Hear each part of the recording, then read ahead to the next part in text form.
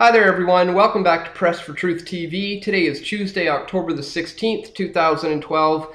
We've got a lot going on in Canadian politics today. Of course, just last night, the current provincial Liberal leader and Premier of Ontario, Dalton McGuinty, has announced that he is resigning and is going to be stepping down. And this not only comes as quite a surprise, it's a pretty out-of-the-blue announcement, but not only is he resigning, but Dalton McGuinty also decided to prorogue the provincial legislature as he's on his way out the door. Here's a recent article from the CBC. Ontario's McGuinty surprises with resignation and prorogation. Ontarians got a double-barreled surprise on Monday evening when longtime Premier Dalton McGuinty announced he was stepping down as Liberal leader and also proroguing the provincial legislature. Citing a desire to bring new blood to the party leadership, McGuinty said it was time for him to step down. After 16 years as leader of the Ontario Liberal Party and after 9 years as Premier, it's time for renewal. It's time for the next Liberal Premier, McGuinty said. It's time for the next set of Liberal ideas to guide our province forward. The 57-year-old McGuinty was first elected to the Ontario legislature in 1990 and became Liberal leader 6 years later. And it goes on here to say, although McGuinty had faced a more challenging climate at Queen's Park at the helm of a minority government, the Premier said Monday that he always appreciated the chance to serve. It has been an incredible honor and privilege to serve Ontarians as their Premier.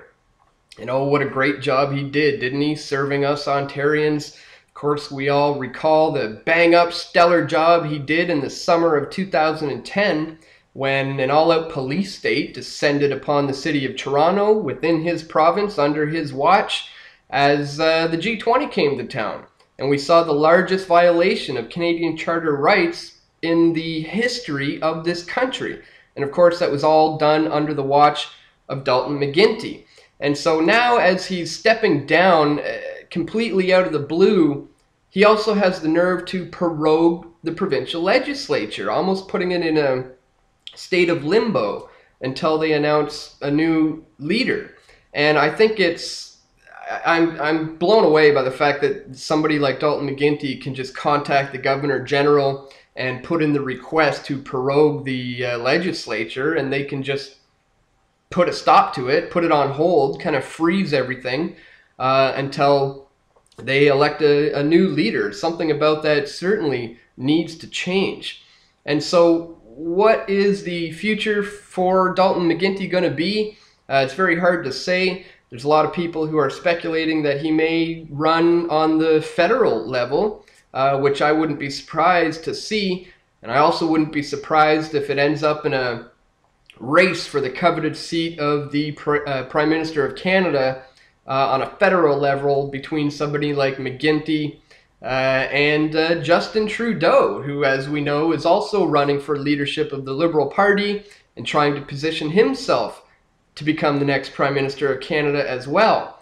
And speaking on the topic of Justin Trudeau, just last week I had an opportunity to speak with Justin and to ask him a couple of questions. I wanted to get on the record his response to the question on whether or not he would go to a Bilderberg meeting if he was indeed invited.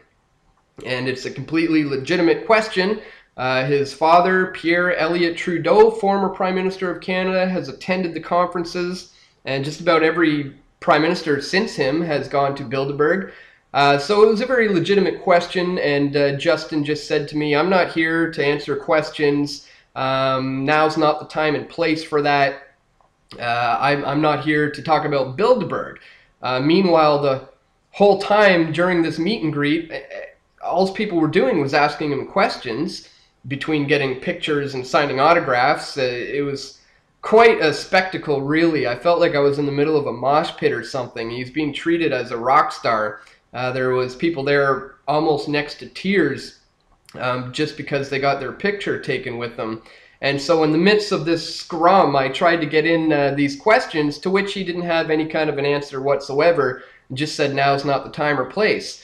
And of course, as I mentioned in the video, for somebody who's campaigning for leadership of the Liberal Party and may potentially someday be the next Prime Minister, I think it's a very appropriate question. That is the time and place to ask a question like that. And it's a simple question, and he simply could not give me an answer on that. And so yesterday, to my surprise, it was brought to my attention that there was an article written by Digital Journal that was basically slamming me and attacking me for my confrontation with Justin Trudeau. And it's unfortunate. I've liked Digital Journal in the past. I've referred to some of their articles before, but in this recent article, they've gone on the attack against me, personal attacks with absolutely zero substance to it. And I'll just show you this rather comical article that was just released today about my confrontation with Justin Trudeau. It goes on to say here, the video above was prepared by some gnome calling himself Spider Weaver or Stinking Weasel or some other mysterious moniker, because we all know that his real name isn't really Clark Kent, and that he cannot reveal his true identity as Super Moron, because we all want to drink his baby's blood for our shape-shifting transformations into satanic dragon people as we blindly step forward to serve the dreaded Illuminati. The gist of it is our heroic reporter decides to ambush Justin Trudeau to discover his secret alliance to the Bilderbergers, who are planning a new world order and worship owls named Moloch, or Stalic Sop, or maybe even they might worship mashed potatoes smothered in mayo. Anywho, the bearded wonder gets an answer, but just has to keep pestering everyone at the event about his views on fluoridation, the economy, and it's all because he's seeking the truth, good folks of Canada. Thank you, Spider Monkey. Well, thank you, Digital Journal, for revealing your true colors in this hit piece attack against me personally. Of course, the article isn't based, there's no substance to this, it's just amounts to slanderous personal attacks where he doesn't really address the whole issue of the matter, is that I was asking him a very legitimate question on Bilderberg.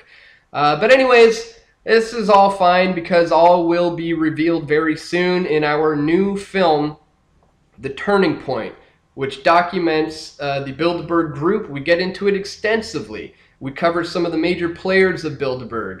We get into the Canadian connection in Bilderberg, some of the major players, and also how the Bilderberg group has a huge influence on the Canadian economy. And not only that, but we show how the rise of citizen journalism, the people's media, is growing now and making it more and more difficult for groups like the Bilderberg group to continue to operate in the shadows, as we have seen they like to do. So I wanted to remind everybody, I'll put a link in the description to the trailer for The Turning Point that we just released last week. And of course, we're going to be releasing this film online for free on YouTube on November the 5th. So that is the release date. You can stay tuned to YouTube on that day for our full release of the film. And also, we are making a DVD available that has behind the scenes, making of the film, making of the soundtrack. It's under $10, and it's a great way to show your support. So again, you can wait to see the film for free online on YouTube on November 5th. But we'd encourage you to grab a DVD to support the work that we're doing here at Press for Truth. And then, of course, you can burn copies and hand them out to your friends and family members and total strangers. And of course, we're also making this film available to download in high quality for members at Press for Truth TV. And I'll also be releasing that film on the weekend prior to the YouTube release on November 5th. So the members at Press for Truth can get a look at the film just before we release it to the rest of the world on November 5th. And so anyways, guys, I just wanted to bring all that to your attention. Check out the description for links to the videos and the articles. And other than that, that's it for today. I want to thank you for tuning in once again, and I'll see everyone right back here tomorrow.